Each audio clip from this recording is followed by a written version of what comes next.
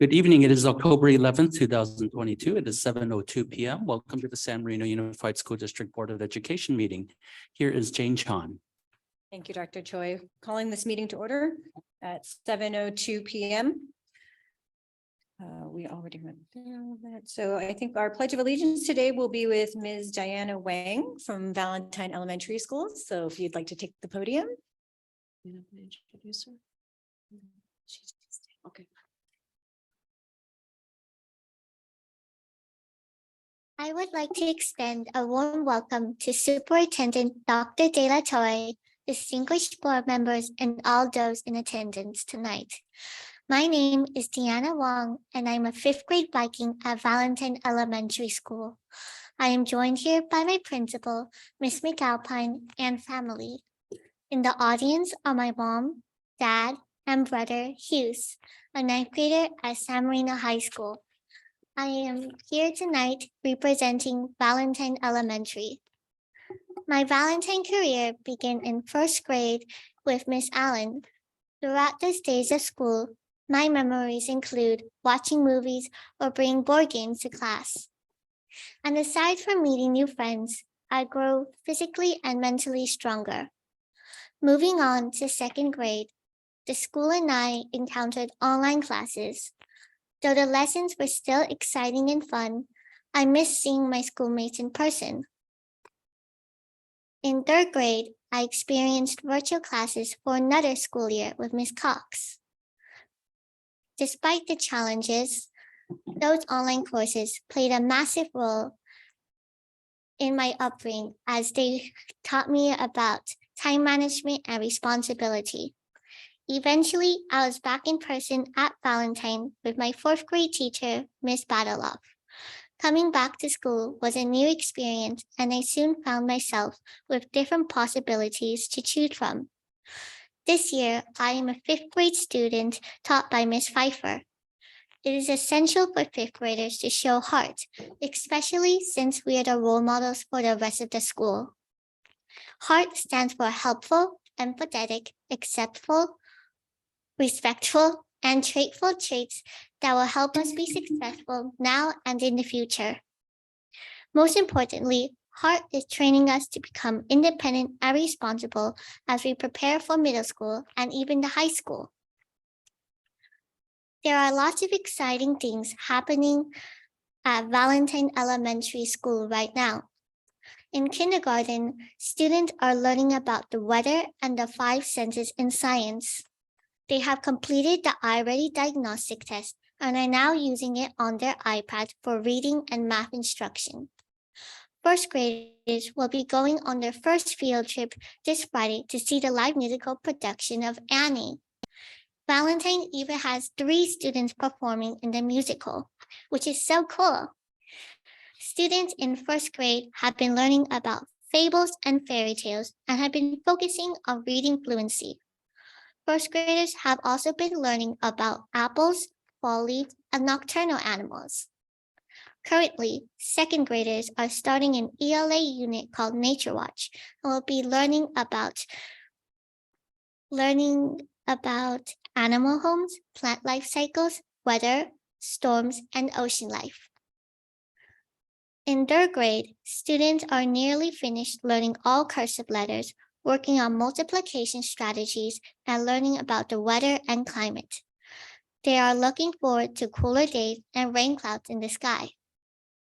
Third graders will also be joining first graders on the first field trip to Mission Playhouse to see Annie. Fourth graders are weaving charming Native American-inspired baskets and writing their first fiction narratives.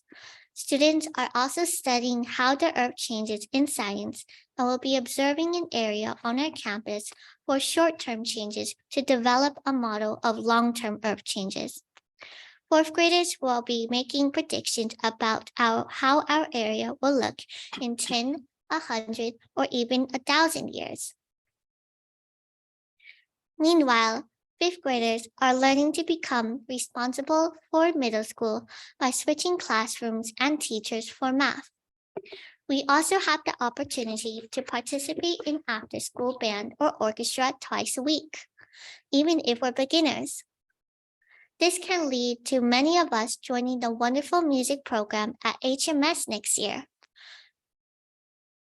In addition, fifth graders get to make weekly announcements on Thursday mornings for the entire school. This gives students opportunities to highlight our leadership skills and build our Viking community. We are so happy to have music and art class this year as we learn fun instruments such as ukuleles and xylophones as we learn to read music. In art class, fifth graders are learning about lines and shape as well as creating ceramics. Last but not least, we are working on playground game skills such as handball, foursquare, and tetherball in PE class. We are also practicing throwing and catching frisbees, and third, fourth, and fifth grade students are learning the rules of ultimate frisbee. We are learning not just how to play, but how to cooperate with peers and encourage one another as a team. When the sun is too hot, we have PE indoors, and sometimes we get to play yoga bingo or nutrition bingo.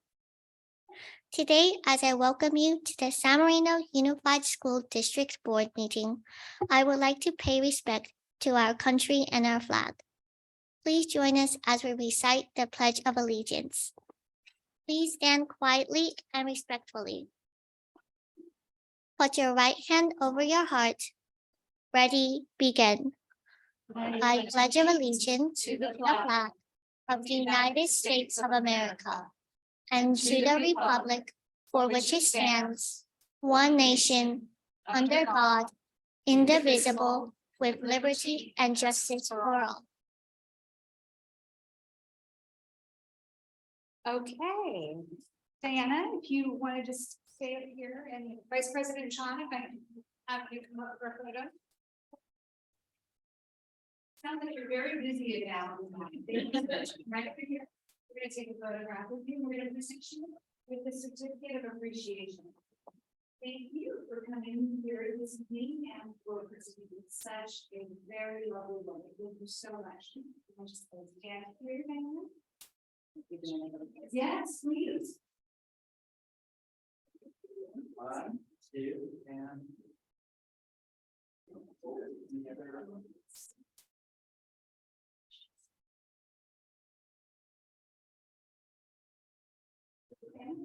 Yeah, yeah. So you can see what you can do.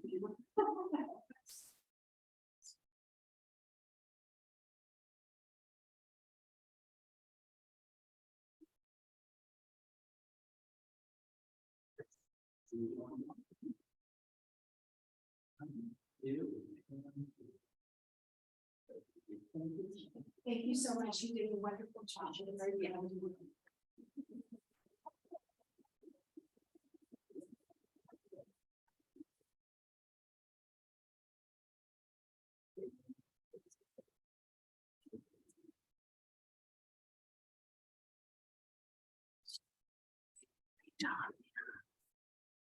Very thorough. Well, I feel like that sort of sums up the meeting, and I think we don't go home now. Okay, thank you. And with that, if I may have a motion to approve the agenda. So moved. Thank you, Ms. Ryan. Is there a second? Second. Thank you. A roll call. Mr. Board Member Trin, Yes. Mr. Kalaki, Aye. Ms. Ryan, Aye. and myself, I. Joseph. Oh, I'm sorry. Can I skip over you, Mr. Chang? Aye. Thank you. And with that, the motion is passed. And approval of minutes. May I have a motion to approve the minutes from the September 27th board meeting? I move to approve the minutes. Thank you, Mr. Chang. Is there a second? Second. Thank you, Ms. Ryan. And roll call, Ms. Trin, Yes. Mr. Clacky, Aye. Mr. Chang, Aye. Ms. Ryan. Aye. Thank you. And I for myself. And with that, the minutes are approved. With that, I'm going to pass that over to Dr. Delatorre for the spotlight. Dr. Richard. Dr. Richter for the spotlight. Oh. Number 7. Oh, you got it? Oh, I'm sorry, here. Can I borrow that hard copy? Forgive me. For our spotlight this evening, we are so proud of our Teacher of the Year, Mr. Matthew Mizrahi, and he is accompanied by his lovely wife, Claudia. Thank you so much for being here. Mr. Mizrahi, would you like to join us at the podium, please? Good evening, thank you. What an incredible honor this is for me. I'm so grateful for this very humbling recognition. I love teaching English. I feel like I have the best job because every day I get to share my love of language and poetry, and especially Shakespeare, with these super stellar students of San Marino High School. Every day I get to hear their thoughts and interpretations, and they sincerely have excellent ideas. And I find the roles are always reversing, and that they're teaching me about literature and also about life. When I look out into the world today, and I think of everything that we've been through in our recent collective history, it seems like a hard time to be a kid. And so I aim to approach this work with an understanding of and a sensitivity to that. I believe that reading great fiction and poetry and drama is a healthy way to understand and cope with some of the darker and more difficult aspects of the human experience. It's also a way to revel in the beauty of words and cultures, to celebrate the human imagination and the profundity of life. And it is my privilege to teach the art and beauty of this powerful content every day. To be named the SMUSD Teacher of the Year in a district so full of amazing, talented, dedicated, impactful, caring, and knowledgeable educators is truly humbling. It reignites my fire and love for teaching, and it is the honor of my life. Thank you.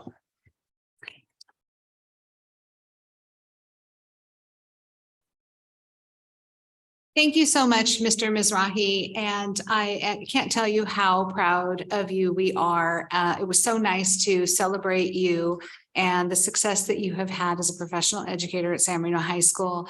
The Universal Hilton recently, it was just wonderful to also get to know your beautiful wife, and she is so proud of you too, I can just tell. And I think that your principal probably has a few words that he would like to say on your behalf. So I'm going to invite Principal Kurtenbach up to the podium. First, you made me speak after that. I mean, I was just thinking, like, I want to take English again. I was an English teacher for many years, and I don't think I could have put it in such a beautiful way as Mr. Mizrahi. This is a difficult decision to make, and I was honored to have it. But I always go back to the reason why we selected Mr. Mizrahi isn't because we respect him as fellow educators. It's because his students also selected him as our outstanding educator last year. And those were senior students who didn't have him last year. So those are kids who were impacted by Mr. Mizrahi at some point in their life at San Marino High School. As we all know, we all have a teacher that meant so much to us. And if we were lucky enough, we've had several. So Mr. Mizrahi's impact on his students is quite clear as it carries forth year after year, even when they're not with Mr. Mizrahi. I love going into his classroom. I always pick up something new. And a couple of his kids are also RTAs. So today I was rolling up next to a student who had Shakespeare out, asked him what he was doing, and was completely blown away and also quite humbled because that student was doing far and away more than I would probably be able to do right now, having not read Shakespeare in so long. We are deeply honored and we are grateful to have him on our campus, and we are all better for it. Thank you, Mr. Mizrahi, and thank you for honoring him tonight. Thank you. And just real quick, if you haven't already been invited to do so, we are going to be inviting you, Mr. Mizrahi, to speak at our end of the year breakfast as our wonderful Teacher of the Year. So thank you in advance for agreeing to do that.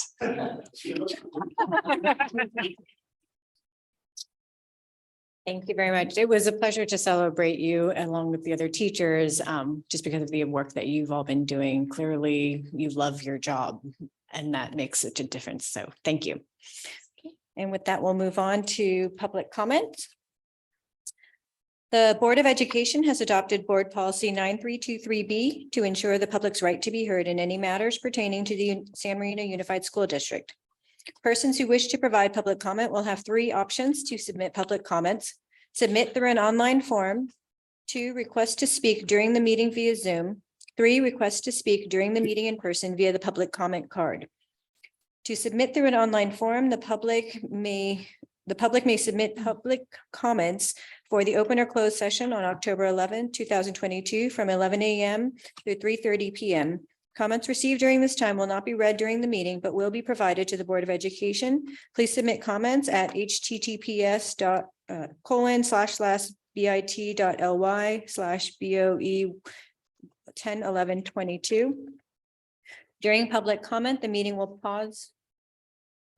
Request to speak during the meeting we did not have any public comments today. Request to speak during the meeting via Zoom. During public comment, the meeting will pause for 1 minute to take requests to speak. The raise hand function is used to take requests during the public comment period. For online attendees, press the raise hand icon to add yourself to the queue. For phone attendees, dial *9. The speaking order will be determined based on the order of request received. Individual speakers will be unmuted and called to speak. Dr. Choi. Thank you. We're pausing for 1 minute. If you'd like to make a request to speak, please press the raise hand icon now.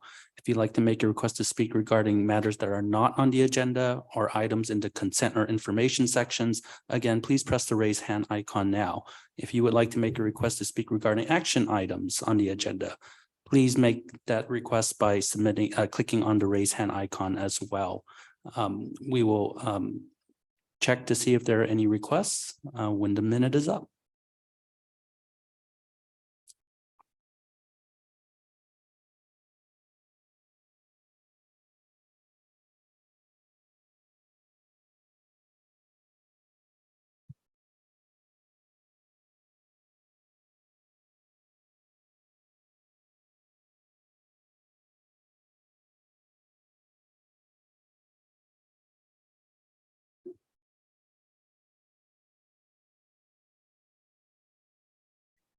Okay, Mrs. Chan, we have no requests.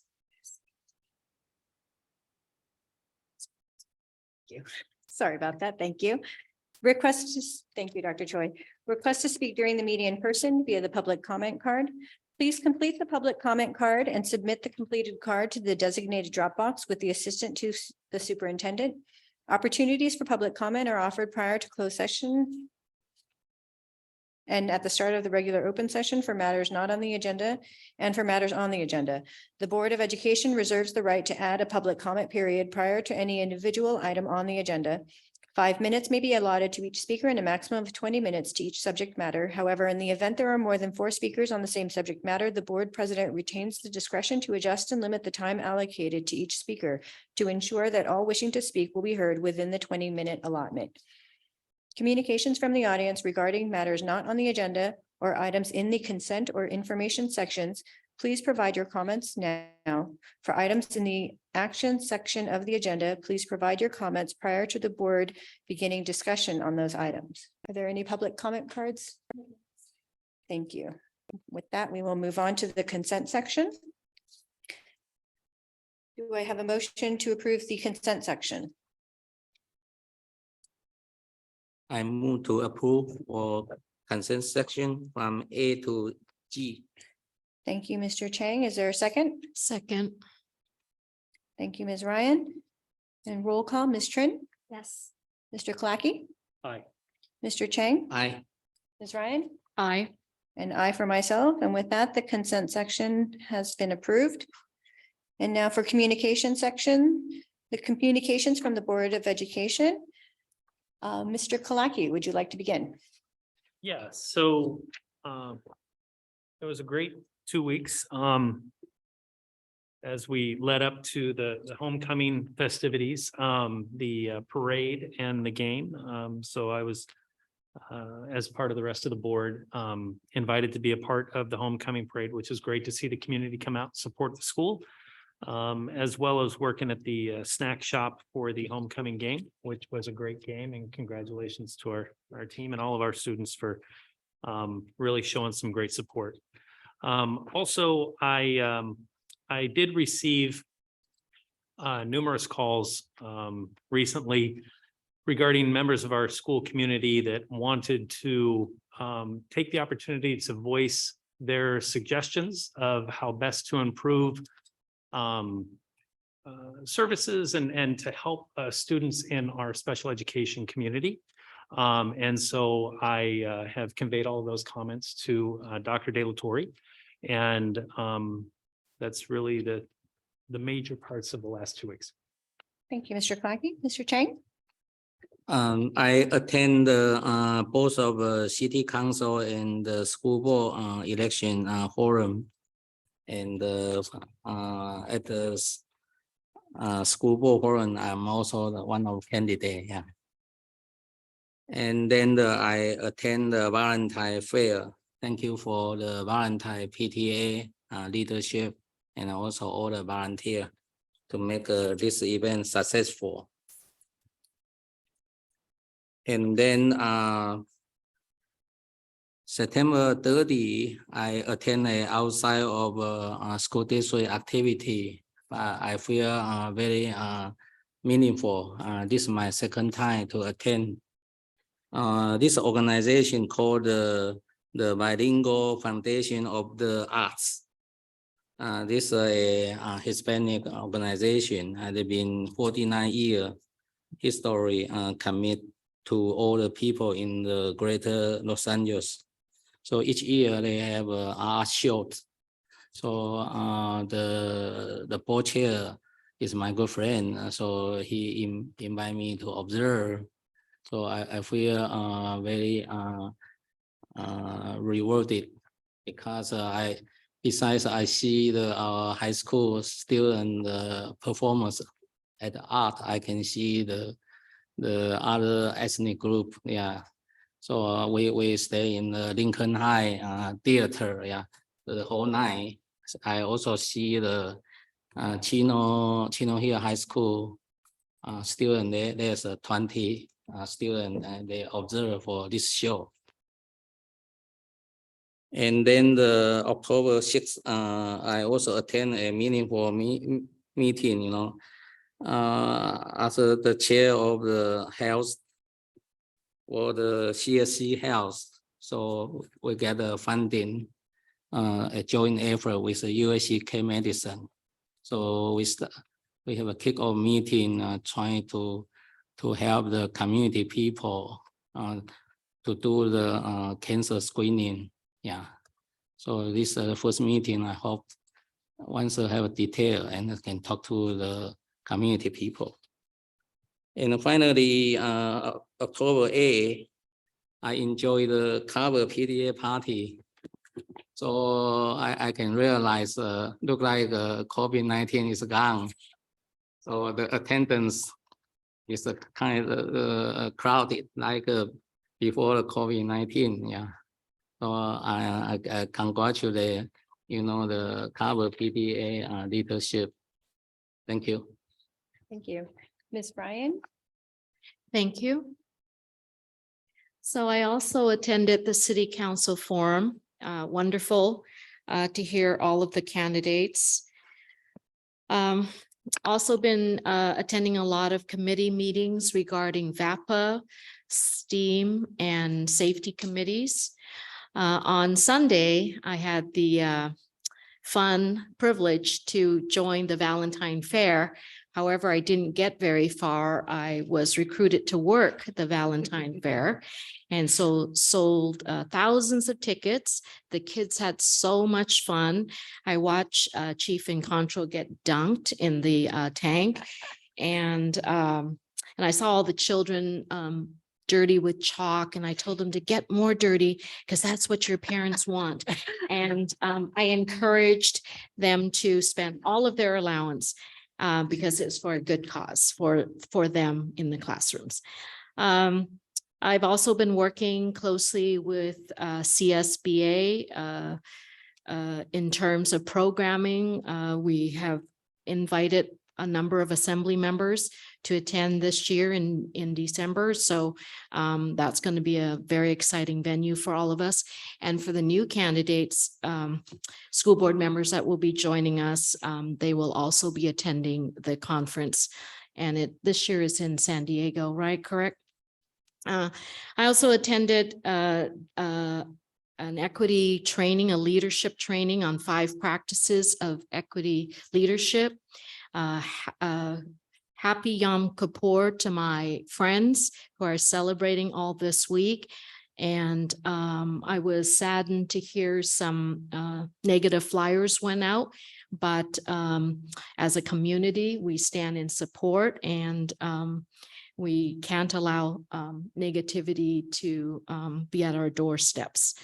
I also did some Title IX compliance training and attended the UCLA Safety A training, which helps school districts to look at data to inform our practices. And on Wednesday, October 5th, as Mr. Chang said, we attended, or we were on stage for the school board forum. And here with us this evening, Mackenzie Brown and Francesca Gill join us. And I'm so glad you are learning what it means to be a board member. Let me see. Homecoming parade. That was fun. So you see pictured, I got pictures of all of us as a board showering the children with candy, hitting some of them. And I was mortified when they sent me all the pictures. I don't know who had the arm, but it wasn't me. And so I did say that we were supporting all of the dentists here in San Marino, and that how many pounds? Would be almost 30 pounds of sugar that we doled out in the 3 or 4 blocks. And so brush your teeth, children. Okay, homecoming parade. How else to top it off but with fireworks and homecoming princess and king. Be queen, I guess. San Marino wins 41-20. Did I say San Marino won? Polly? 41-20. And then we all attended Carver Parent Party, live band, really delicious food. I think I got the chicken, but I didn't order it, but someone gave me chicken. And the theme was Let's Dance. And so we raised a lot of money for the children. Congratulations. I don't see a Carver principal. He's probably still dancing in the evening. Anyways, that's my report. Thank you. Thank you, Ms. Ryan. For myself as well, I attended the voters forums. It was nice to not have to be on the stage. And that was for both city council and school board. So ballots went out this week. So I do encourage everybody to vote either by mail or in person.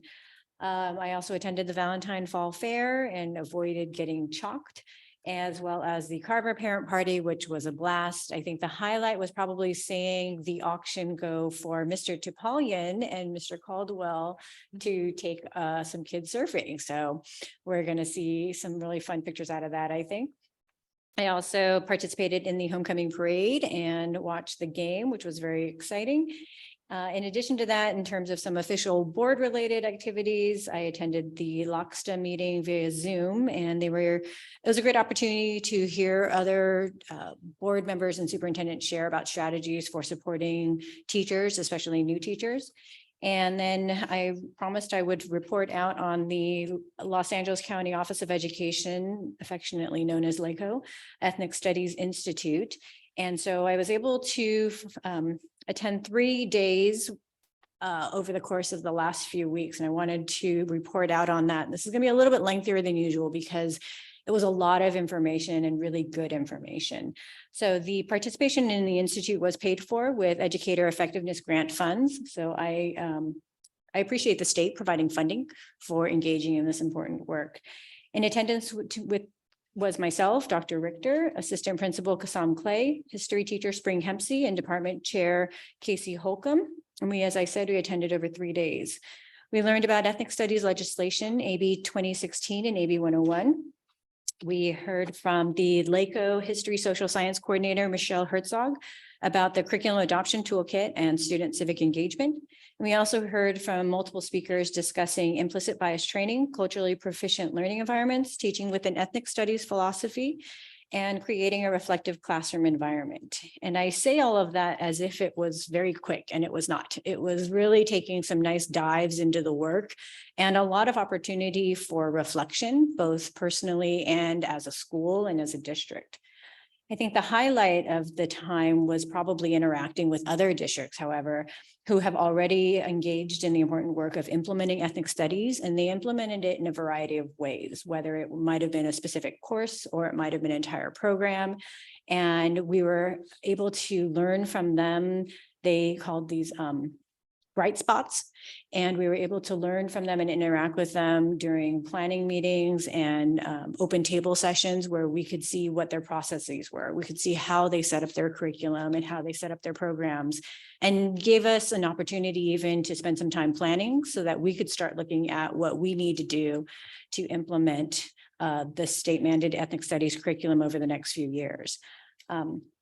By starting the process early, because we do not have to implement for a few years, this really gives us an opportunity as a district to have a lot of time to engage with all of the stakeholders. So that includes administration, teachers, parents, staff, students, and community partners, because we do not operate alone as a district within the community. And it ensures that we are able to implement an educationally sound program that really focuses on what is best for our students. As a board, the first step for the implementation of the curriculum is to adopt a board resolution so that the staff may have direction to move forward. At this point, I wanted to go into what the board's role is in all of this. And one of the biggest things we've really been focusing on this year is really reminding us why we're doing the work. And so I wanted to speak a little bit to that as a board in terms of why ethnic studies and why it's important. The purpose of ethnic studies is to contribute to the holistic and comprehensive education of our students. I believe it is the role and responsibility of this board to ensure our students graduate with a strong sense of their self-identity and cultural competency so they can engage intelligently and thoughtfully as a contributing citizen in a global economy and interconnected society. Exploring California's history and historical figures resonates with many of our students and contributes to creating a safe space. And I was reminded of the why at the LACO Institute in a video in which British American psychologist and former professional basketball player John Amici says, and I quote, "A lot of people think we need a safe environment because it's just about this warm and fuzzy experience that young people are supposed to have in education. And it's not really about that. We need a challenging but safe environment because there is a very narrow strata, a very narrow bandwidth where young people can be challenged and high achieve emotionally. And when you're in that sweet spot, amazing things can happen. And when you're outside of it, there's very little chance of high achievement." And so that goes into really the why of what we're doing with all of the work around ethnic studies. With that, I conclude, and I'm going to pass the mic over to our student board member, Kelly Trin. So in Valentine and HMS, there wasn't really much going on other than stuff that I already presented last week on Pali. In Valentine, as a lot of people are saying, there's the Valentine Fair. I heard that there's like fluff eyes and there's like games and prizes. So I was working in the library on the murals when they're like, I could hear the announcements from Valentine's. I heard like all the kids screaming at the ends and they were getting their prizes. So that was nice to hear. So starting off with last week, I think on October 1st, we had our homecoming dance that we call choral or coronation. So we had music, food catered from Tony's. We also had arcade games like Pac-Man. We brought like a whole machine and foosball into the school so students can play. And our theme was royal and blue, and we did really well, making over 400 ticket sales. And this you can see here are the murals that ASB worked on for the past month. So preparations for homecoming actually start like way in advance in summer, and students from like class cabinet and just from ASB make 40 posters each. So but these are the murals made by ASB, and we work in little groups to make it. So I think the first one was the Spider-Man, and then the second one was a Black Panther, because we played Polly and their mascot is Panthers. And then the last one we did was a Starboy poster. It was like an album, so we kind of like replicated the album. And yeah, this took a lot of work. I think students, all the ASB, few ASB members stayed from 6:30 in the morning to 8 in the evening. Just they came early in the morning to help paint the poster, and they stayed late in the night to help hang all the posters. So I had to thank all the students who stayed more than 12 hours at school. We had a really fun time together. And then next, I think if you go to the next, oh, this is a pep rally, but leading up to the pep rally on Friday, we had Spirit Weeks. So that's where we basically have designated dress up days. So some days we dress up like Throwback Thursday, where we dress up in our like HMS or Carver Valentine gear. We had like frat geek out, that's the name, on Wednesday, and basically it's where you dress up as if you're in a fraternity or a sorority, and it was really fun. Everybody had fun. We had prizes to go along and like snacks to go along with it. And then I think the photo that you just saw is of the band, and that's the pep rally, that one. Yes, so we had drumline, color guard, and band perform. And just they had a performance, and we had cheer. So we had varsity cheer and JV cheer performing, and this is them rehearsing. But the stunts they did during the pep rally was really, really cool. I was very surprised, like, oh my goodness, I don't think I would have been able to pull that off. It's like they must have put a lot of effort and work, and this is a very nice shot of just the coach and them rehearsing. And then next, after this picture, we have our Deco, which is our dance company. They're also performing in the pep rally and in the parade. They performed, they used choreography from, I think, one of a former dance company member. They came back and they helped like make the choreography for this song, and it was really well liked. Everybody did like an amazing job. And we had the Little League softball come in and just watch a pep rally and just have a tour of the school, because I think they won some sort of competition against a Little League baseball, so they got the opportunity to come and watch a pep rally and just have the food trucks that we were serving there. And then after that, I think there's a parade. Yes, that photo. Wait, I think that's Mr. Topalian and Mr. Casey in the car. I forgot the name of, he has a name for his car. He told me, I forgot. It starts with an H. Perfect. Yes, there you go. I saw him right before the parade started. And then if you move on to the next picture, I got the pictures of all the board members on their cars. It was like the whole afternoon that Friday, we were just preparing for all the cars to come in, and it was really chaotic, but we were able to get everything in place. And it's just a great attendance by the community. I think, yeah, the next picture, you see everybody. I think we gave the board member a few bags of candy to throw. So it was really fun. There I am. There's evidence. Like that was you hitting the kids. You see the arm? There it is. I was That's handing it me. to That's you. me pegging them with lollipops. I had so much fun. I almost fell out of the car.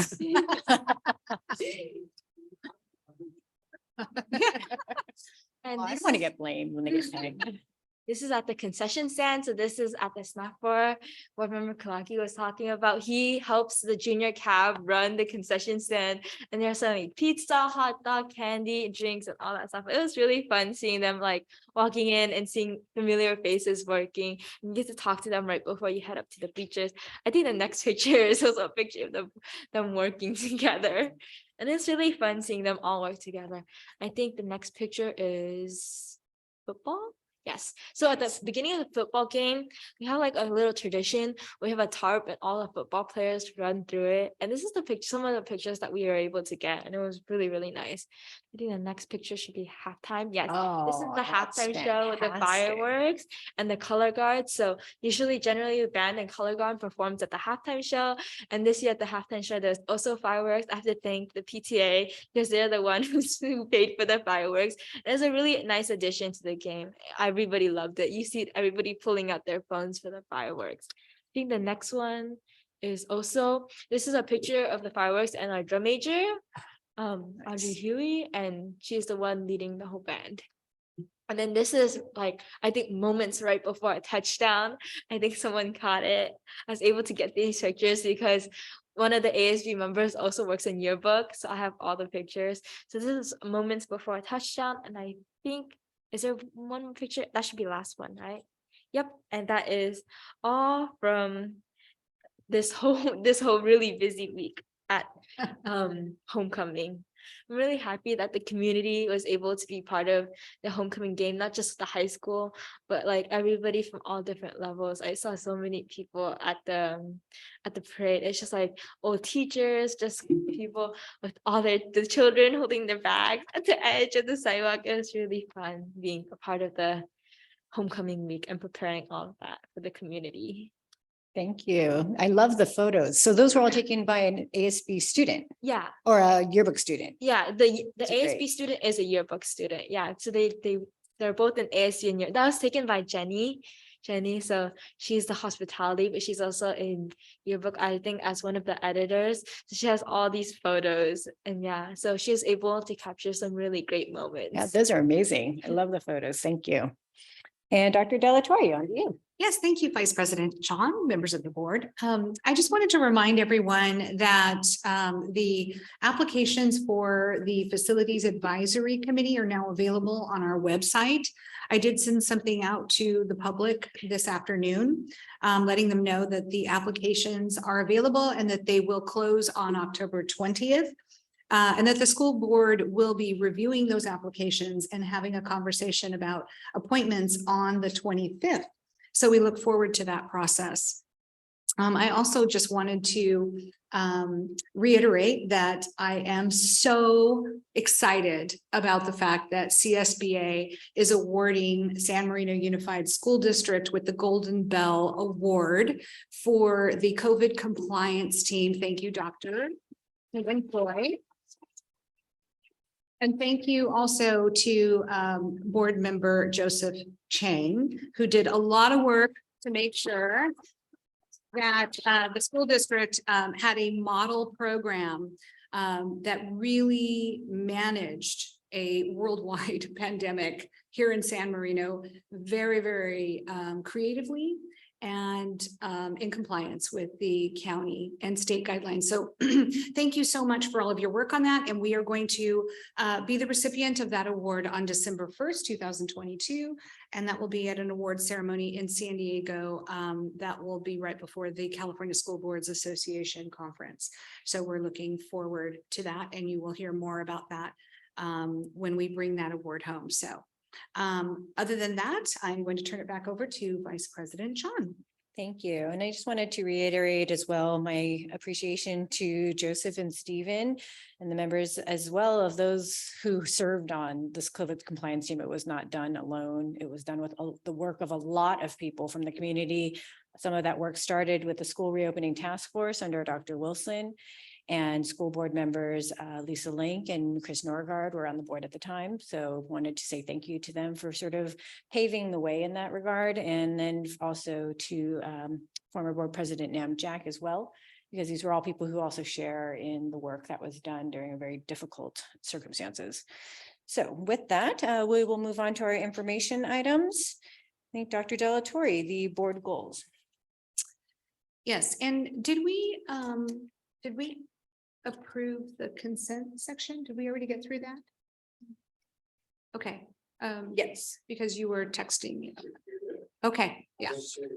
Yeah. Okay, all right, so we already done that part. Okay, thanks.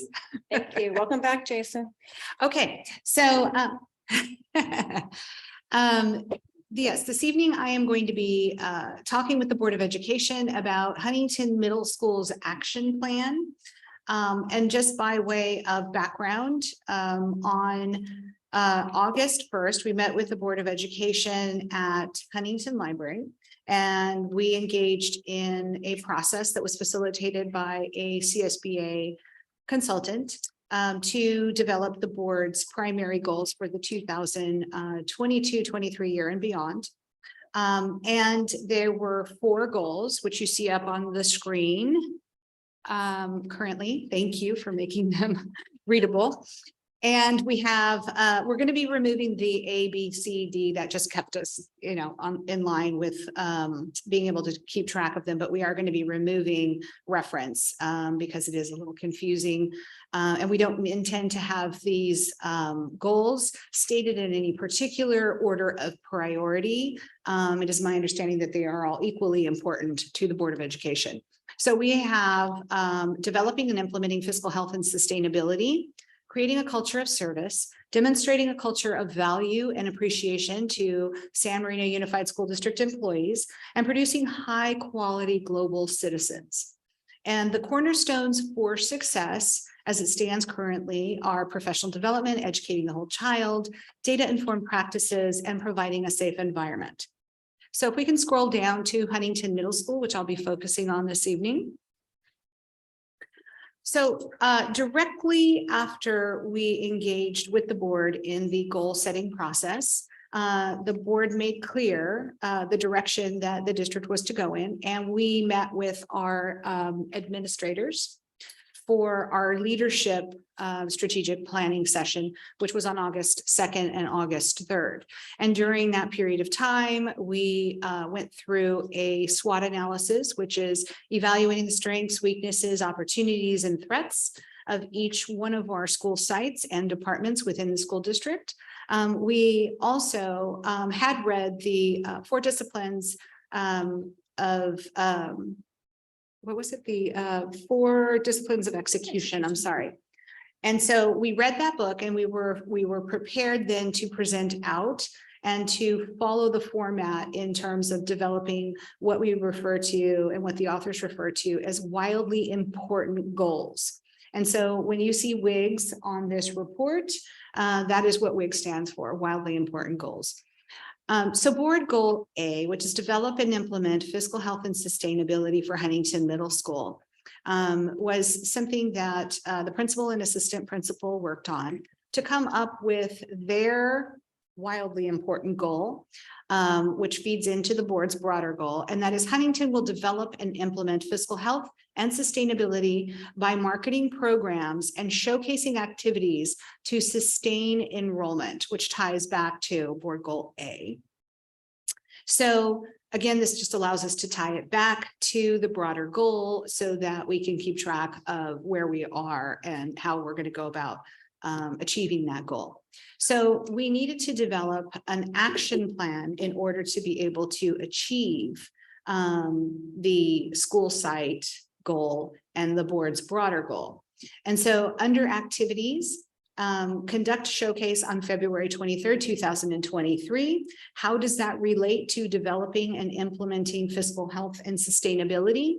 It is very well known that if we can sustain enrollment at Huntington Middle School and grow enrollment, we will therefore be developing and implementing fiscal health and sustainability at the school, because we know that student enrollment drives the revenues that the district receives. So by providing and inviting members of the public to attend a showcase on February 23rd, 2023, we will be highlighting all the wonderful programs and offerings that we have for grades 6 through 8 at Huntington Middle School. This will hopefully attract new families to want to enroll their children in Huntington Middle School. For those families already in San Marino, already perhaps having children enrolled at the elementary, they will be looking forward to having their children matriculate up and to attend Huntington Middle School because of all the wonderful programs and offerings that we have that would fall underneath the 4 A's: academics, activities, athletics, and arts, and not necessarily in that order. We are also planning at Huntington Middle School to invite the San Marino Schools Foundation to present at school events such as Back to School Night, Showcase, Huntington Breakfast, Arts Rock, and other school-wide events. This is just providing more opportunities for stakeholder donations. It's also providing more opportunity for the Schools Foundation to be engaged in the programs that the school has. It's providing a connection between the fundraising arm of the school district, if you will. Also, we're going to be increasing student enrollment in move-up days. And this is where they'll discuss extracurricular activities, athletics, academic teams, one move-up day with high school and one with the elementary schools. And this will all take place prior to June 30th. This is going to encourage current and potential future families to stay in San Marino schools. Are you doing that on purpose, Steve? I'm making it bigger, a little bit larger, so it's easier to know. I thought you were just, yeah. Are you testing my eyesight? Okay. And then we're going to, of course, promote opportunities to have multiple school tours throughout the year. We have had many school tours already happening. We know at San Marino High School, I think there were 7 families signed up and 4 actually came out to San Marino High School and Dr. Lynn was there. Families will reach out to the school site principal throughout the year and schedule those. We're going to have social media campaigns to really highlight our school and the successes that we've had at Huntington. We're going to use newspapers such as the Outlook Tribune to market our 4 A's in addition to character of San Marino, or excuse me, of Huntington Middle School. And this will all lead to us sustaining and increasing enrollment if we have a successful social media campaign to really, really put our best foot forward out in the community and the public. Can I just ask real quick? I'm Sure. sorry, go ahead. Go ahead. On the Outlook, are we talking about the Outlook papers in other neighboring communities? They are in other neighboring communities like La Cañada, right? Glendale, what other communities? Pasadena, thank you. Yeah, and so what that does is it's not just inviting to or advertising to the community that we're already advertising to. It's extending beyond that to reach communities where, you know, families may want to move to San Marino when they see the wonderful programs that we have in place. At the middle school, I was just chatting with a lovely family on Saturday at the Carver parent party. And she was explaining that, you know, she heard about San Marino schools and then she started to look at our social media and she read about San Marino schools and told her husband when he came home from work that day, we're moving to San Marino. And he said, what? And she said, we're moving to San Marino. He said, our house isn't even on the market. She goes, I called a realtor and we're going because I want my kids to be a part of that school district. That school district is doing wonderful things and I want to be a part of that. And I was just very impressed with her story. But that is possible and that can happen if we, you know, really market our programs. So that's our intention. Did you have a question, Yes. Sister Jane? Since you mentioned about the tour, you know, I definitely, you know, I don't want to increase our principal, the workload, but you know, the Huntington breakfast is once a year, all the community people, they come back. So this is an opportunity for them to know what's going on in the Huntington Middle School, new facility or new program. Yeah. Mhm. So I know the morning need a lot of volunteer, but if we have some, yeah, they can show give them the tour, yeah, because I know a lot of grandpa, they will come back and or some of their friend, yeah. This is the one, and secondly, we have a very good performance at the art or the music, yeah. So future we may think about maybe reserve couple seating to the outside people, yeah, if they interested to know our program, yeah. So this is just suggestion, yeah. Well, one of the things that we have talked about is how do we engage our more senior population in the city of San Marino who may not have children in our schools now. And so we've talked with the principals, and a lot of teachers have been involved in this conversation too. And what if we, offered tickets to come to a visual and performing arts program, maybe a drama production once a year, so that seniors can come out and really engage with our high school students, as an example. Come out and listen to the choir perform. Come to the football game. If we can do some kind of outreach that is successful with our seniors, they are more likely to want to continue to support the schools in a way that is meaningful. We now have the ability for grandparents to enroll their grandchildren in school here. So there's a legacy permit. There's just so many ways that we can really connect with all of our stakeholders. We were talking about the community service requirement at San Marino High School, and what if kids, were able to run errands for elderly people who can't always get out of the house by themselves. They may need somebody to go to the grocery store, the pharmacy for them. And is that something maybe we can have our kids engaged in just as a community service? There are lots of things that we're thinking about and ways that we can connect with our more senior population, but I love the idea of having them come out to the Huntington breakfast, or having them come out to the showcase, and just being a part of that and seeing what, wonderful things our schools have to offer for our children. Yeah, for example, the San Marino Rotary Club has been give us a lot of donation, but they just give, but I don't think they in person, to come to our theater to see those performance art, yeah. Yeah, that's a great idea, and we can certainly look into how we might reach out to them and get them involved. So thank you.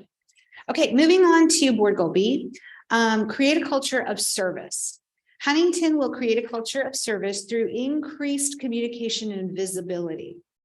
So just to put that into perspective, and we do have Principal Topali in here if the board has any specific questions for him. We want to be able to create a culture of service, and then we want to be able to highlight what we're doing so that people understand and know that we are making an effort to create a culture of service. So communicate and build connections with the community using the current media that we have, which would be social media, Huntington Middle School website, Fox Facts, Fox Fuel. We want to demonstrate that the middle school has a willingness to highlight the 4 A's to the community, so that the community is aware of what we are doing to provide that service. And promoting the California Distinguished School Award, the National Blue Ribbon Award. Mr. Topalian and I were talking about how surprised we were to hear a community member recently say that she had no idea that Huntington Middle School had been awarded the National Blue Ribbon, because we thought we were doing a great job of pushing that information out to the community and highlighting the fact that that's a very prestigious award that is highly coveted. And for the middle school to have that, and people weren't aware, it was very surprising, and it was sort of a reality check for us. So we're going to make sure that we are really, really getting that information out there when we have positive recognition occurring in our schools. So we're going to also participate as a middle school in the State of the District Address. That is something that we're going to publicize and invite people to come to. And we're hoping that it becomes more and more popular with each year going forward. Last year was the first year that we were able to present that. And then, of course, we are, as a middle school, working hard with the local media to make sure that we have a good relationship with them and that they're covering our events as well, which they are. We want to hold at least one distinguished alumni panel to present to students regarding character education and career paths as a service to our students. We want to be able to provide that. We've done that in the past at the middle school. It's been highly successful. We are so blessed in this community to have access to such outstanding people in our community who are in very impressive positions. And our kids have the ability to meet with them, hear from them, and really get a sense of what they do for a living. And it's very, very beneficial for our students to have access to those individuals. We are also going to be conducting principal visits to Carver and Valentine. We want to push down to the elementary schools and really talk to and connect with the fifth grade students who are going to be coming up to the middle school and becoming future Huntington Middle School Foxes. We're going to create a 4A's roadshow with one visit to each of the elementary schools. This may be done in cooperation with the principal, visit to Carver and Valentine, but we want to make sure that we're covering the 4A's that are available to all incoming students at Huntington Middle School. And there are very rich and robust programs available at our middle schools compared to many of the neighboring. One of the things that we're very proud of is our offering of outdoor education. And we know that not every middle school offers outdoor education. And even when they do, it's not the entire grade level that goes. It's usually, just a certain faction or group of kids that are able to go. And so we're very proud of being able to continue to offer that to our students as an enrichment activity. Board goal number C or letter C. Go to that.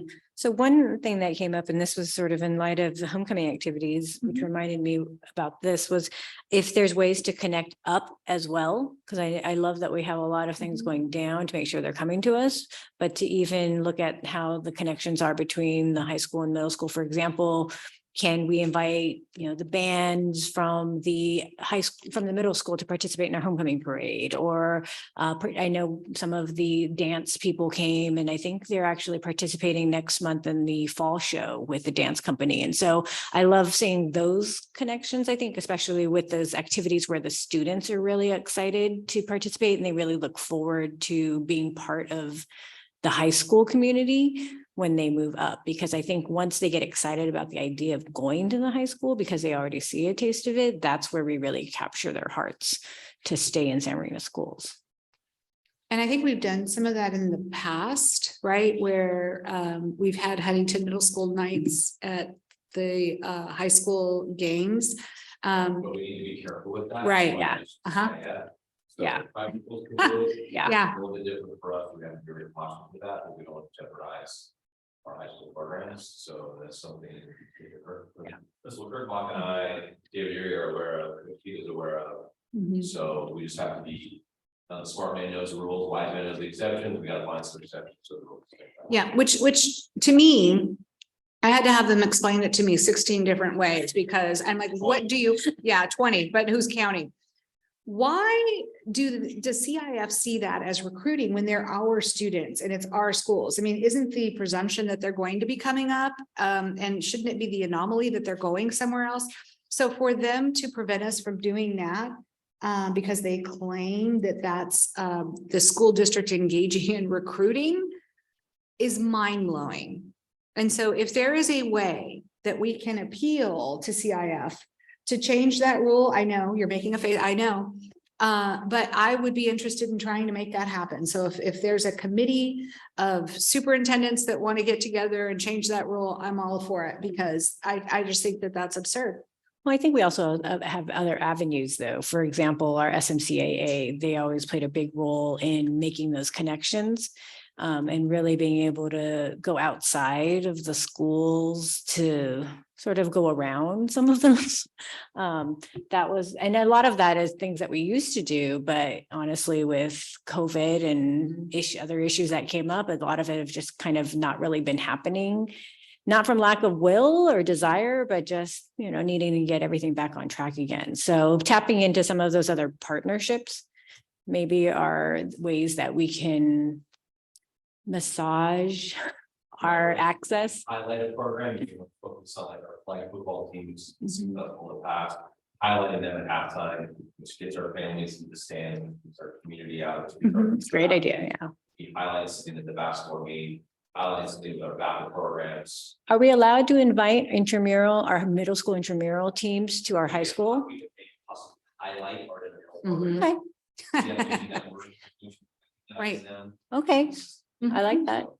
We have to be crafty, but we have to be careful Creative and careful. and careful. So one of the things that we did, I can't remember how many years ago now, we've been doing it for a long time, is that 8th grade students are able to attend summer school on the high school campus.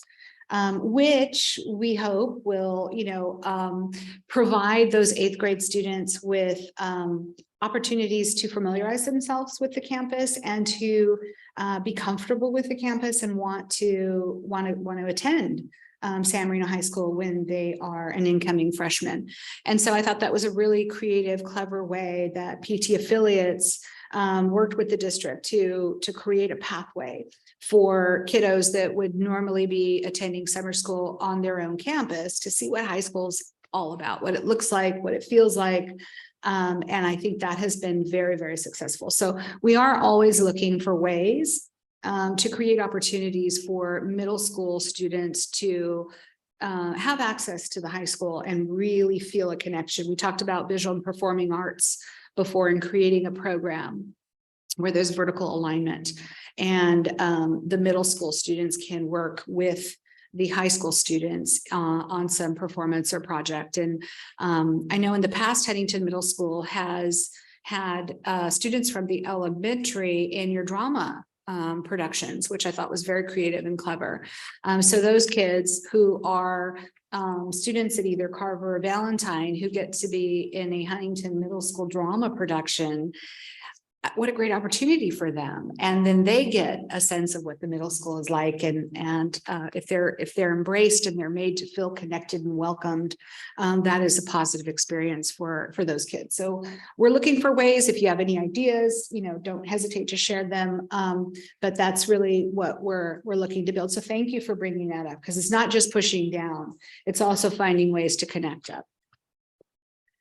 So we're now looking at board goal C, which is to demonstrate a culture of value and appreciation to SMUSD employees. So Huntington Middle School will demonstrate a culture of value and appreciation to its employees by finding ways to recognize them, providing a safe and clean work environment, and investing in their professional development and growth as professionals.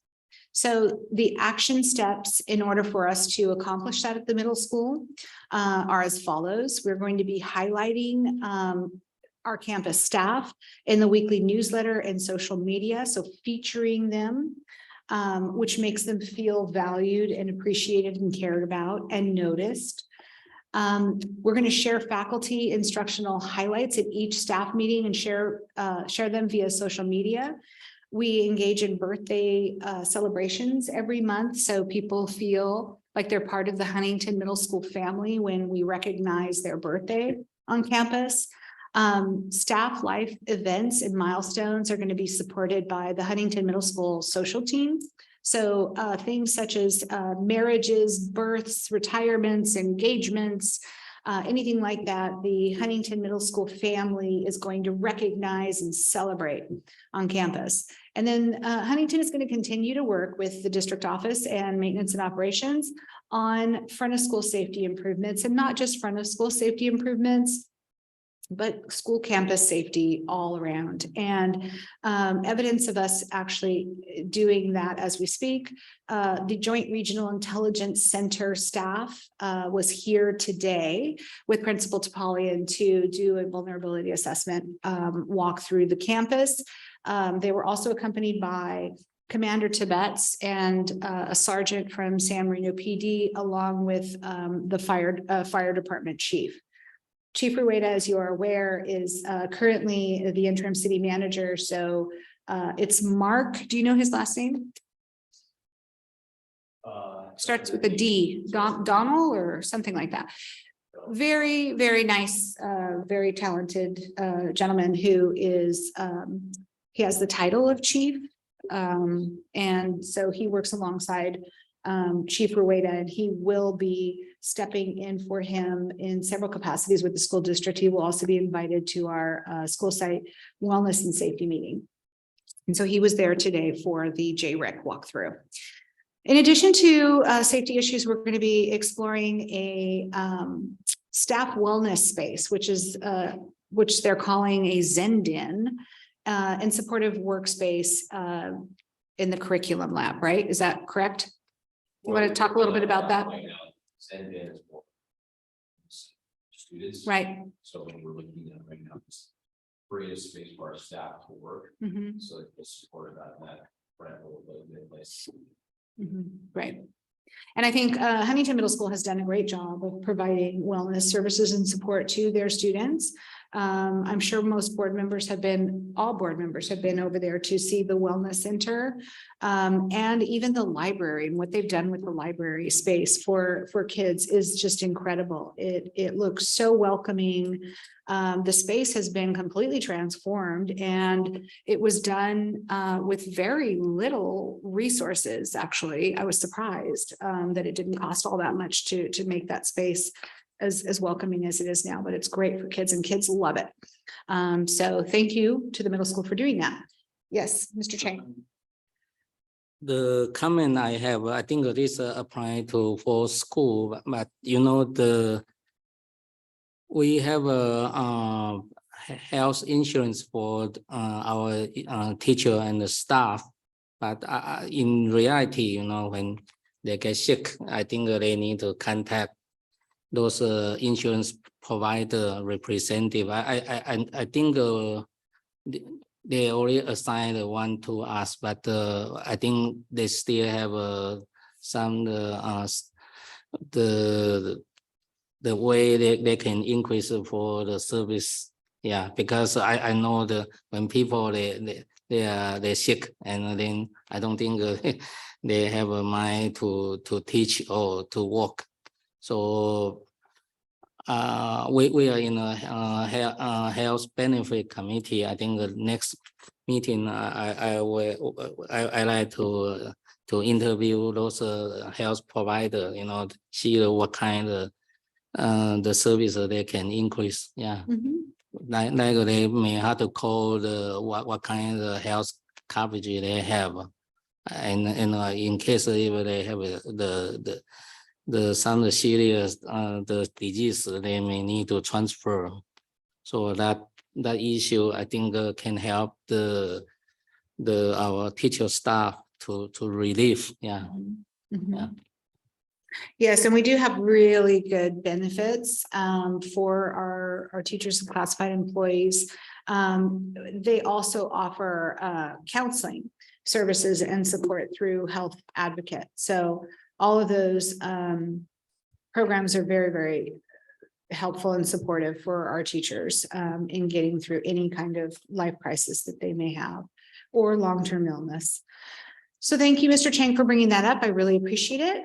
Any other questions on that one before we move on? Okay, board goal D, which is producing high quality global citizens. So Huntington Middle School will produce high quality global citizens by providing opportunities to fully participate in the 4 A's and real-world experiences like outdoor education. So action steps to accomplish that are celebrating diversity in our athletics, academics, arts, and activities, and promote clubs involved in community service. This is really, really important. Thank you, Steve. Providing outdoor education experiences and opportunities for students to learn outside the traditional classroom environment.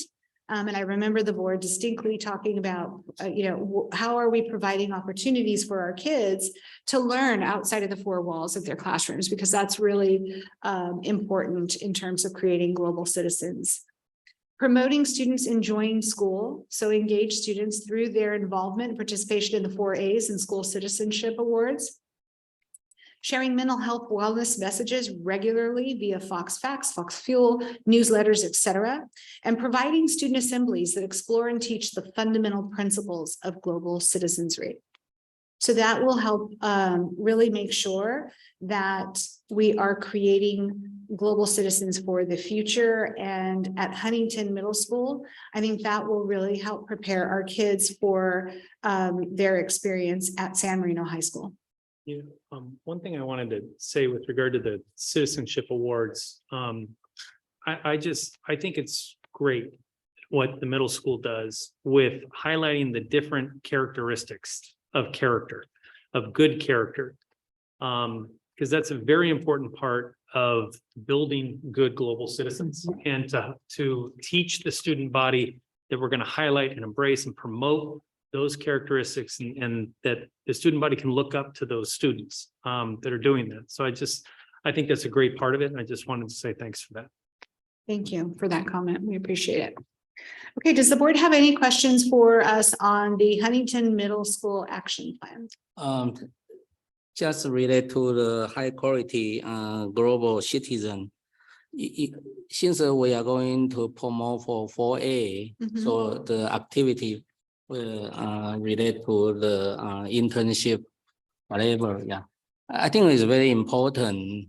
I've been interview the people for the internship in the different organization, but some of the kids, they just want to come to do the internship, but they are not well prepared.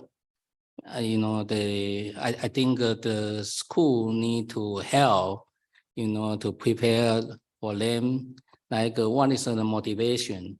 And secondly, they have to be aggressive, want to serve is not okay, because of my mother asked me. So for my 21 years, I've been there. A lot of mother, so please, give my kid internship, but then became the kid is not the key person to involve. So until the employer had to deal with the mother, and then finally give a position, and then I'm not sure the student is ready to go. Yeah, so I think start from the middle school and the high school. If we want to send our student to go any employer outside, so we also have to prepare them to be ready. Like a lot of kids, they go to the Huntington Library. So like a Saturday, Sunday, I work there. I see the different high school students, they do the service. So I always ask them, which high school you come from, and then I ask them the question. And actually, I pretty much to know each high school, is that they already prepare for them for the internship or not. Yeah. So I think that is very important. Yeah. Employer that doesn't have a responsibility to give the internship. That depends on, to motivate for the next generation. So they open an opportunity. So I think they need to understand this is not mandatory for the employer. Yeah. Right. So very important, Right. That's true. Good point. Have we ever explored any sort of community service opportunities for our middle school students? We have, it was, yeah, the issue of age. Mhm. So I think one thing, mind if I step up real quick? Please. The one thing that I think is important that our young people recognize and realize that we want to teach to our young people is to first learn who they are, so they can learn how to serve others and learn what their strengths are and their skill sets. And that's a lot to ask from a 10-year-old, some of our kids that come in 10 and 5th grade, to a 13 and 14-year-old. So think about that for yourself. And then it's got to come from within. And one of the things that, to go back to what board member Clackey was talking about, is with the character of our young people and recognize our young people. We have an amazing staff at Huntington, and I will say that they are phenomenal people. And I include not only my classified personnel, but my certificated staff. Out today, just looking at athletics, the number of people that we have out on that field working are our employees. They're not walk-on coaches. Those are instructional aides. Those are teachers that are refereeing a game, along with an instructional referee game with 2 instructional aides that are coaching the game. Like, that's very rare. And I've been some places, and to me, it's just phenomenal. That's what sets us apart. And I think really why we are the only school in the state of California recognized as a blue ribbon school. Yes, it's test scores. Yes, we can look at all that. But if we look at what I'm now calling, and I just talked with my staff today about that's about being Fox fit, right? We can have the 4 A's, we can have the academics, the athletics, the activities, and the arts.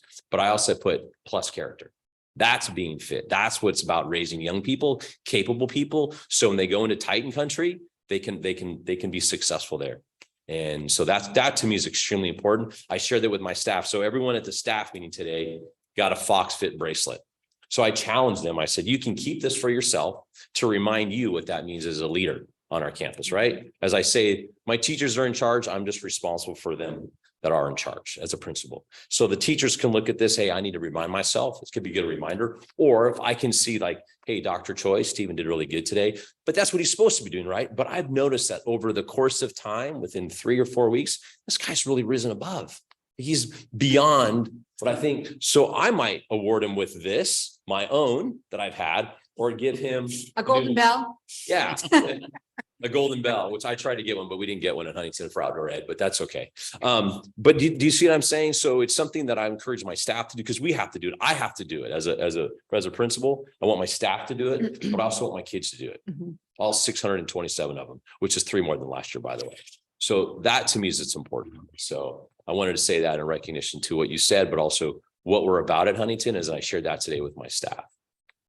So thank you, Principal Topalian, for that. I think that your message is resonating with your staff. There is enthusiasm in your voice, in how you present your message to your staff. Attitudes and behaviors are contagious. And so I thank you for your leadership and for being such a great principal at Huntington Middle School. The kids appreciate you, the staff appreciates you, and we appreciate you. I appreciate it. I'm still a work in progress. I got things I got to work on, but I think we're doing a pretty good job. So thank you. Thank you. All right. Well, I also wanted to share that I think there's a lot of excitement around HMS nowadays. Middle school is really hard, and it's been nothing but praise for HMS the last couple of years. I think the accessibility and the responsiveness of our staff shows in wanting to really support our students in a nurturing environment. And so, and the kids want to help each other too. I think with the web where everybody belongs. And are you still doing the safe school ambassadors? Yeah. So I think those are all ways for the students to be able to serve each other and model that. So thank you. Anyone else? Okay. Okay. Thank you, Principal Topalian. And with that, we're going to move on to our information item 11B, our dual language immersion programs interest survey update with Dr. Elena Richter. Thank you, Vice President Chan, members of the board, student board member, Superintendent Dr. De La Torre, and executive team. Tonight, it's my pleasure to present to the board an overview of the dual language immersion interest survey that was shared with our SMUSD community. The purpose of the survey was to seek interest in a dual language immersion program and a desired program target language. And go to the next slide, please. The purpose of this presentation is to share with the board the interest survey results and next steps with regards to a kindergarten dual immersion program. Thank you, Dr. Choi. The interest survey was shared with SMUSD's community, parents and guardians, grades TK through 12. As mentioned prior, the purpose was to seek community interest in a kindergarten dual immersion program, particularly seeking interest from parents and guardians with a kindergarten and transitional kindergarten student for the 23-24 school year. The survey also intended to seek community preference for either a Mandarin or Spanish target language for the dual immersion program. The survey rendered a total of 454 responses. This is much more than our initial survey that went out last year. And the pie chart on the right illustrates the breakdown of respondents by school. It's a little small. Is there any way to make it a little bit bigger? Or? It's okay. There were also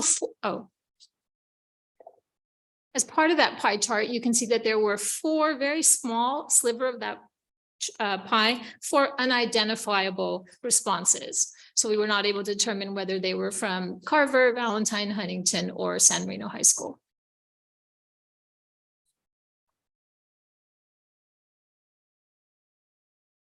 Thank you, Dr. Choi. This slide further details total respondents by illustrating the total respondents by eligible grade levels for the 23-24 school year, the year in which consideration is being given to implementation of a kindergarten dual immersion program. Of the 454 responses, 233 indicated that they will have either a TK or kinder eligible student in the 23-24 school year. 19 indicated that they would have either a TK or a kinder student. 57 indicated that they would have a transitional kindergarten eligible student. 141 indicated that they would have a kindergarten eligible student. 4 responses were blank. However, the target language preference was submitted with that blank response. 1 was indicating Mandarin as the preferred language, and the 3 others indicated Spanish or Mandarin. So it was Mandarin, and the other 3 were either Spanish or Mandarin. The pie chart on the right shows overall parent and guardian target language preference, TK through 12. Based on the survey results, 40% of all respondents indicated Mandarin as the preferred or most desired target language for a dual language immersion program. Approximately 20% indicated Spanish as a preferred language. 33% indicated either Mandarin or Spanish as a target language, which again shows us, based on the survey result, that there is a strong desire for a dual immersion program in San Marino Unified. Lastly, 7%, only 7, indicated no interest in either Mandarin or Spanish.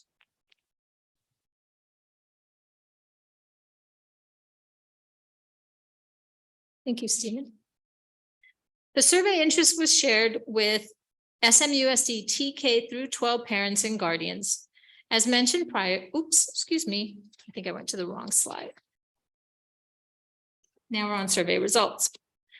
When broken down even further, survey results specific to transitional kindergarten and kindergarten were analyzed.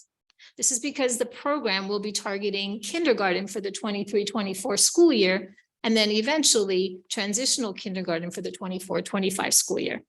Survey results indicated that out of 141 age-eligible kindergarten students for the 23-24 school year, 96% of these parents and guardians, 135 out of 141, indicated interest in a dual immersion program for their child. Only 6 indicated that they were not interested in either language. Of the 135 parent and guardian responses that indicated interest in a dual immersion program, 49% indicated interest in Mandarin, 22% in Spanish, and 25% in either Mandarin or Spanish. We see the same results when we're looking at TK students. Now, these TK students would be entering kindergarten in the 24-25 school year. Of the 57 parent and guardian respondents that indicated interest for dual immersion programs, 51% indicated interest in Mandarin, 14% in Spanish, and 35% in either Spanish or Mandarin. None of the the transitional kindergarten parent responses indicated that they did not have an interest in dual immersion program. So that's great news for us as our transitional kindergarten students matriculate to kindergarten in the following year. Looking at TK age eligibility in 23-24 as best that we could currently measure is important. It allows us to measure interest in the program beyond the 23-24 school year. You can go to the next slide. The three main goals, bless you, the three main goals of a dual immersion program are to achieve bilingualism and biliteracy, high academic achievement in English and the target language, and sociocultural competence. For this interest survey, respondents were also asked to rank their desired skills that they would be most interested in if enrolling their child in a dual immersion program. Based on the survey results, we can see that multilingual competency was the most desirable skill that parents and guardians indicated, followed by enhanced communication skills and increased cognitive dexterity or academic achievement. So overall, based on the survey results, we can see that parents and guardians showed high interest in all skills that are gained and part of the pillars of a dual language immersion program. Next slide. So in summary, we can see based on the survey results that there is a strong interest in a dual immersion program here in San Marino Unified School District. We can also see that the preferred language, TK through 12, is Mandarin. We can also see that the preferred language for incoming or rising kindergarten students in the 23-24 school year is also Mandarin, as well as eligible 23-24 TK students who in the following year would be enrolled in kindergarten. So we can see that across the board for all three of these, Mandarin is the most preferred language. Based on the skills interest priority, we can see that it was a priority for our community, our parents and our guardians for their students to acquire multilingual competency, which would again be followed by effective communication skills and high academic achievement. So what does that mean for us here in San Marino Unified with regards to next steps? So our first next step will be to convene a dual language immersion program committee. The Google form or its survey has already been created and will be shared out hopefully within the next week or two. We're going to partner with LACO and CABE. LACO is the LA County Office of Education. They actually have a dual language immersion department. And CABE is the California Association of Bilingual Education. And they also have a very strong dual immersion program, not only department, but the entire organization. So we're going to continue to partner with LACO and establish our partnership with CABE. We're going to begin recruiting a dual language immersion teacher who possesses the appropriate credentialing and language requirements. We're going to continue to search and identify instructional materials, curriculum, supplementary materials, all that is needed to launch and implement and sustain a successful dual immersion program. We're going to plan for a dual language immersion program parent information night or two to make sure that we are transparent and constantly communicating with our community and inform our community on exactly what dual immersion programs are, what they look like, how to enroll their child, what are the benefits of it, what is the curriculum, all of the above. And then lastly, we're going to continue to study successful dual language immersion program models. We have partnered with various school districts to, once we have our committee established, to visit their schools, visit their classrooms, and take a deep dive into their programs and really learn from them what challenges they had, what successes they had when we start to build and plan for a dual immersion kindergarten classroom for San Marino Unified School District.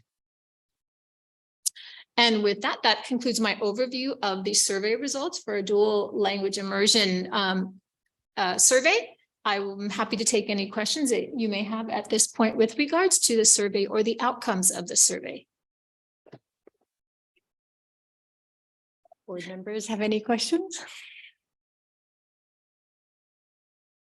I think in the meantime, you can do the survey at our neighborhood school district, like the couple school district like Pasadena and South Park, and they have this program. Because I think we are the last one to implement this program. So we should prevent those we unexpected issue we may encounter. Yeah. So then we will be very more efficient. Absolutely. Yeah. Mhm. So that's Absolutely. my suggestion. Yeah. But I know that because the teacher is not easy to recruit. I think each school district may try to protect their own know-how.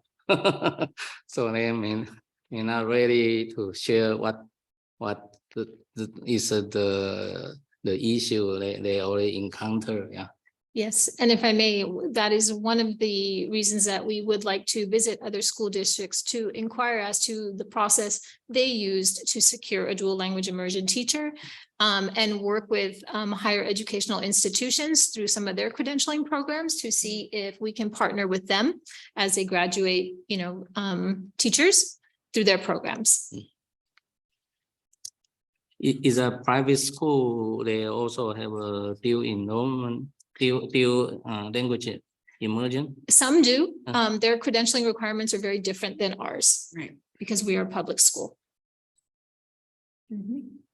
We're very excited about this program, and Dr. Richter, I'd like to just thank you for all of your hard work and the number of hours I know that you have spent researching and connecting with LACO and talking with experts has been quite phenomenal. So thank you so much for everything that you're doing, and we're really excited about this. This is something that I think that we've been hearing from our community for quite some time that they've been interested in, and we're finally going to be able to see it come to fruition. So we are so excited about that. It's very exciting. And thank you to the board for all of your support in helping us to move this forward. So thank you so much.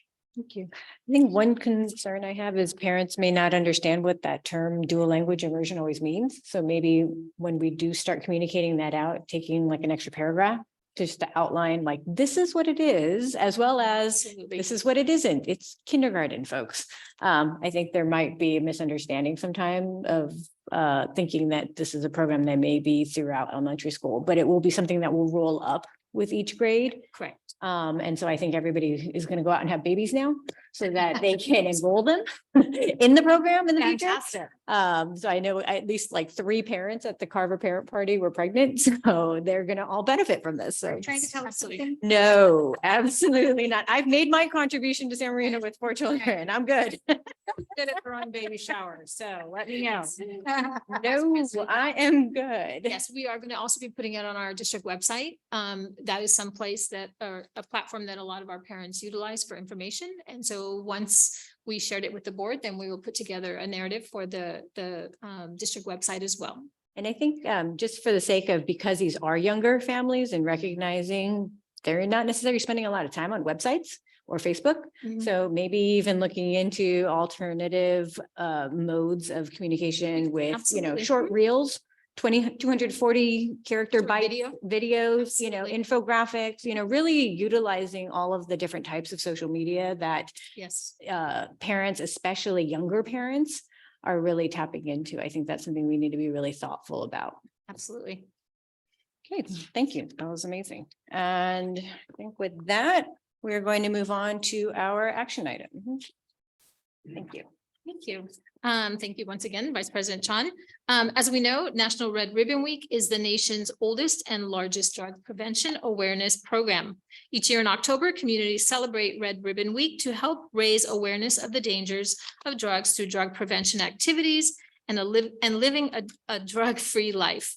Recent news of dangers of drugs challenge us to continue to raise awareness and strengthen our commitment to a drug-free lifestyle. This year's National Red Ribbon Week, I tried to say that 5 times fast. Red Ribbon Week is the week of October 24th through the 28th. And the theme this year is Celebrate Life, Live Drug-Free. To continue to raise awareness and strengthen our commitment, staff would like to present the following resolution to make a visible statement and commitment to a drug-free lifestyle. Would you like me to read it or? It's pretty standard. It's It's the same standard, every year. yes. Yeah.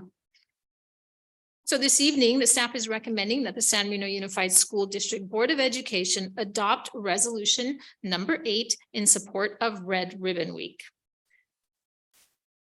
I would move to adopt resolution number 8. Thank you. Do I have a second? Second. Thank you, Joseph. And roll call, Ms. Trin? I just like to have like a small comment on the Red Ribbon Week. Yes. I feel like it's really important. Like, I'm really glad that we're implementing this throughout the schools, and we should like reinforce it throughout not only like the elementaries, but just throughout middle school and high school. Cause like today I attended a meeting for the Red Ribbon Week to like plan out the week and if we haven't gonna have any speakers coming. And it was like brought to my attention that usually when you think about like drug abusers or drug addicts, we usually have a stereotype in our head, but that's often not the case. Sometimes it's like consumed on accident or just without any knowledge, and just like innocent people's lives are taken. So I feel like we're having like guest speakers come and speak on how it not only affects like it can affect anybody. It can be on accident. It can be just like without your knowledge. So having good knowledge about drug use just from an early age is really good. And I think we are implementing like kind of like a spirit week, but for Red Ribbon. So it's like we're having student speakers, we're having guest speakers, we're doing like events where students can learn about like more about like statistics on just drug use. I feel like this is a really good thing to be implementing just throughout all the schools. Thank you, Kelly. Actually, before we go into the vote, we have PFA Partnership for Awareness President Toby Chow in our audience. Did you? I was going to Yeah. introduce Oh, her okay. after the vote. Thank you. Yeah. Oh, after the vote. Okay, then we'll come back around to that. Okay, then never mind. So any other discussion before we vote? Okay. Student, Yes. Aye. Mr. Flaherty, Aye. Mr. Chang, Ms. Ryan, Aye. and I for myself. And back to you. Thank you. And Kelly, I could not agree with you more. And you gave me the perfect segue for this next section to introduce our next speaker. I just want to start by saying that San Marino Unified also demonstrates our commitment to raising awareness of drug prevention and living a drug-free lifestyle through various intentionally scheduled activities during the week of Red Ribbon Week. For the second year in a row, we are extremely fortunate and honored to have Partnership for Awareness President, Ms. Toby Chow, to come up to the podium and share a little bit more about Red Ribbon Week and the many activities and programs that are planned at our different school sites for that week. Thank you, Mrs. Chow. Good evening, school board members, Superintendent De La Torre, and executive team, and especially student board member Kelly Trin. You made my heart sing when you shared out about the meeting today. The mission of Partnership for Awareness is to increase awareness of critical issues challenging the health and well-being of San Marino youth, to identify and address such issues in cooperative partnership with parents, students, educators, and community groups, and to provide a forum to educate the San Marino community, both adults and children, with knowledge and skills to facilitate the successful navigation of these important issues. The quality events and programs historically put on and sponsored by PFA are supported solely by the donations from our generous sponsors. PFA is pleased to invite the San Marino community to our Red Ribbon Week virtual speaker series event on Thursday, October 17th, featuring Dr. Emily Niels on the neurobiology of substance use on the adolescent brain. She will discuss how to prevent and treat substance use disorders in youth, the vulnerabilities of the adolescent brain with respect to marijuana, nicotine, opioids, and other substances, and the growing trend of illicit fentanyl use. Additionally, our dedicated site liaisons with thoughtful input from our principals, counselors, and ASBs have planned events to celebrate making healthy choices throughout Red Ribbon Week at each school site. San Marino High School site liaison Jenny Rousset has worked with Ms. Rushing, the San Marino High School ASB, and San Marino Police Department to plan a fun and educational week of activities at the high school. ASB volunteers will continue the longstanding tradition of decorating trees with red ribbons to kick off Red Ribbon Week on Monday, October 24th. Some highlights from the events planned at the high school include ASB hiding plastic eggs around campus filled with candy and drug use statistics pertinent to teens. 3 of the eggs will have golden tickets inside that will be cashed in for Starbucks gift cards. The student president of the International Youth Tobacco Control will have a resource table and candy for students at lunch. San Marino Police Department Chief John Encontro will be speaking on the high school quad about the prevalence and dangers of fentanyl. And as Ms. Tran was speaking, sometimes this is accidental. Students may think they're getting a prescription drug, a real prescription drug from a friend that has fentanyl in it. And there have been tragic deaths of high school students around Los Angeles County. And ASB will be looking for student volunteers to speak throughout the week and have a table outside the Wellness Center. At HMS, our school site liaison, Catherine Oliveros, as if she doesn't do enough already in the community, has been working with Ms. Keto and the HMS ASB to plan a week of events raising awareness on making healthy choices and avoiding substance use, including Monday, which is Red Day, not only at HMS, but the elementary schools as well. Be ready to make healthy choices, sign the pledge banner, and at HMS, they'll be passing out red vines. Tuesday at HMS will be Team Up Against Bullies and Drugs. And they'll celebrate this by wearing their favorite team gear, and there will be a tug of war competition at lunch. Wednesday at HMS, Put Drugs to Sleep, Pajama Day, life is better in pajamas. Thursday, the theme is We Are Too Cool for Drugs, which is Sunglasses Day. And then Friday, Bump, Set, and Spike, Tell Drugs to Take a Hike. This will be a volleyball game between the HMS staff and students, and all students will be encouraged to wear their HMS gear. I'd also like to thank our elementary school liaisons, Marissa Kelly and Dania Sigler at Valentine, and Rosa Ng and Faye Juanino at Carver, who've coordinated fun Red Ribbon Week plans at the elementary schools, including on Monday, Wear Red Day. The color red symbolizes a healthy lifestyle. Other fun days include Inside Out and Crazy Hair Day.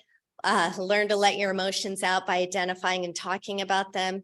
Being able to fully express ourselves increases our mental well-being and helps us connect with ourselves and become more balanced and happier. There's Silly Sock Day, where students wear silly socks today and imagine walking a mile in someone else's shoes. Also at Valentine, the BMX riders of Wheels of Freestyle will perform amazing high flying stunts and incredible ground tricks to promote a healthy lifestyle and inspire students to stay active. There will be Pajama Day. Wear your pajamas in class and choose your favorite fruit or veggie for snack instead of sugary sweets, also emphasizing the importance of getting a good night's sleep.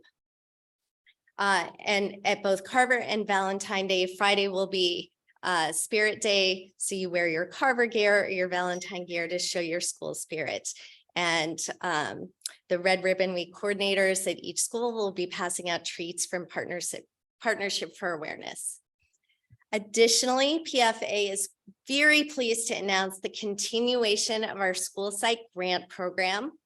Last school year, the continuation of virtual parent and student education programming and reduced expenses led to a second consecutive budget surplus that the PFA board voted to allocate to San Marino school site counselors to support the mission of PFA and the social and emotional well-being of SMUSD students.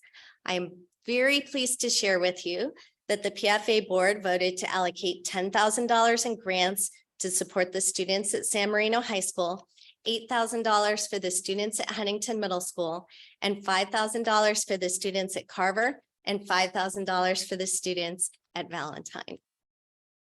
Finally, PFA is thrilled to announce the resumption of our in-person speaker events. Our November program, titled Supporting Wellness and Promoting Resilience in LGBTQ+ Youth, features spouses Dr. Andrea and Dr. Kristen Tabuenca. Dr. Andy Tabuenca is a clinical assistant professor of psychiatry and behavioral science and neurology at USC Keck School of Medicine, as well as an attending psychologist in behavioral health and neurology at Children's Hospital Los Angeles.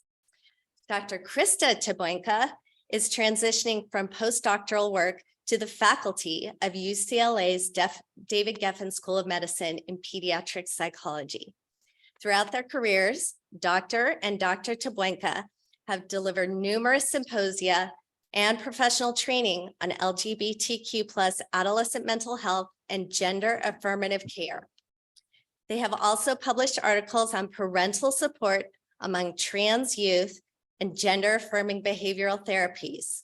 We look forward to the San Marino community joining us to learn how to best support queer youth in our community. Thank you very much. Thank you. So can we go back just to that slide or the website that showed the event? I just had a question. I know a lot of these speakers, when they're on Zoom, sometimes they are allowed them to be recorded and sometimes they don't. This one will be recorded. Fantastic. Thank you so much, Toby, for all of your work on this. That sounds like exciting programs. And so Anyone else? If we could just bring it, that's on October 27th by Zoom. Okay. Correct. Okay, great. Thank you very much for everything PFA does. The program with Dr. Tabuenca is November 10th. We're waiting for our facilities use permit to be approved before we publicize that, but we're hoping to have that on the school on November 10th. Toby, I just want to extend to you my sincerest appreciation for your involvement in the PFA grants that you've awarded to each of our schools. I know that the counselors and the principals are exceedingly grateful to you and to Partnership for Awareness for your generosity and for your thoughtfulness in providing those resources that are really needed and very welcomed. So thank you. Appreciate the partnerships we have in San Marino to make these things happen. Thank you, Toby. Hey, Good night. and with that, we go back again, We go Dr. back. One more. Thank you, Vice President Chan. So item 12B is a procedural item that is brought to the Board of Education each year for approval or authorization. Every year, the San Marino Unified School District completes and submits the CONAP, also known as a consolidated application, to the state of California. The CONAP and reporting system is used by California Department of Education to distribute categorical funds from various state and federal programs to county offices and then down to school districts. Tonight you have before you part 1, which documents participation in these categorical programs and provides assurances that SMUSD will comply with the legal requirements for each of the programs. Tonight, staff is recommending that the board provide authorization for the district to submit to the county its consolidated application for funding for the 22-23 school year. Thank you. Do we have a motion from the board? I have a question. Can you, because I cannot get from my own computer, can you go to the home list proposal there?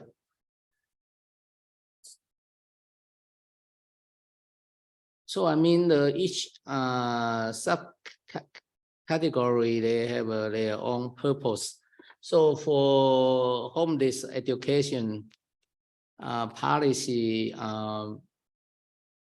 what can we do to when we get the funding or the budget on the homeless. So allowable expenditures for homeless. Yeah. We can provide transportation for students who need transportation if they are designated as homeless. We can provide supplemental learning opportunities for our homeless students. We can provide other resources, connections and partnerships with community resources that would help the betterment of our students who are designated as homeless. So there are a variety of different expenditures that are allowable under this program for students who are designated as homeless. So allocation is about 300,000.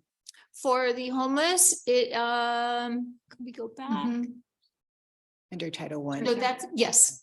No, Title I, Part A is 307,000. It is the Title I. Yeah, that's my question. When I read, I'm thinking, so with this allocation, what we can achieve or what we can do, yeah. Devices are provided. Oh, yes, absolutely. Any type of resources, whether it's Yeah, instructional learning materials or resources for providing mental health or providing health services or shelter services, counseling services, all of that would be covered under homeless. Okay, thank you. You're welcome. Okay, do we have a motion? So moved. Thank you, Ms. Ryan. A second? Second, Thank you, Mr. Chang. Roll call, Ms. Trin. Mr. Clarke, Aye. Mr. Chang, I Ms. Ryan, Aye. and I for myself. And with that, the motion is approved. Dr. Delatorre. Thank you, Vice President Chan, members of the Board of Education, Student Board Member Kelly Trin, and executive team. This evening, I would like to recommend to the Board of Education that we amend our existing Board of Education meeting dates for the 22-23 school year to move the current Tuesday, January 24th, 2023 meeting up to Tuesday, January 17th, 2023. And the rationale behind doing so is that there is a very long gap between meetings due to the way that winter break is scheduled. And we have operational needs, personnel decisions that will need to be approved by the board. And so we want to make sure that we don't have that big gap. So by moving it up, it will ensure continuity with operational efficiencies. the last year, the school board meeting was the Chinese New Year. Yeah, so I don't know Is this Chinese New Year? what is the Chinese New Year or next? Dr. Choi, do you have that date? I believe it's February. Let me check. What's the date? January 22nd, Sunday is Chinese New Year. January 20th. Second. Yeah. So we're Yeah. okay then. Yeah, 'cause we're it's okay. 2 days after, but Mhm. they celebrate for like a week. Yeah. Joseph? Do you think there's any conflicts with that? Oh, no, Okay. I'm just pointing out. I just want to make sure I get my lucky money, Joseph. I will have a Monday red the envelope for day. you. I know I'm younger, there- so I get money. Yeah. Is there?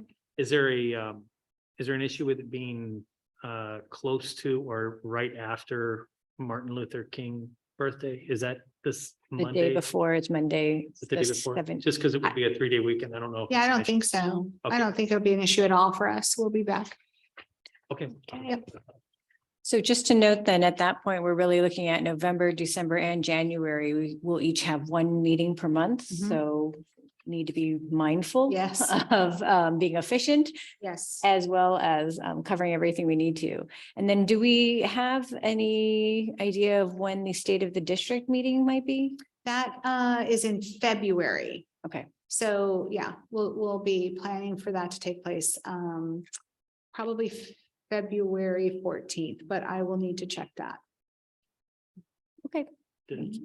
Does it help at all if there was another meeting added, like on January 10th, and then keep the 24th, because you're gonna only have one meeting that month, or Or does that complicate things? with I think the training team? That'll be difficult after Yeah. the break. I think that'll be together. challenging after the break, right after the break. That's So, but thank you for asking. I think one meeting will work as long as we don't have it too late in the month. So moving it up to the 17th, I think addresses the issue. Thank you for asking. And then, and that complies with any of our budget meetings, I assume, having it moved up a little bit. We'll have January governor's budget. Yeah.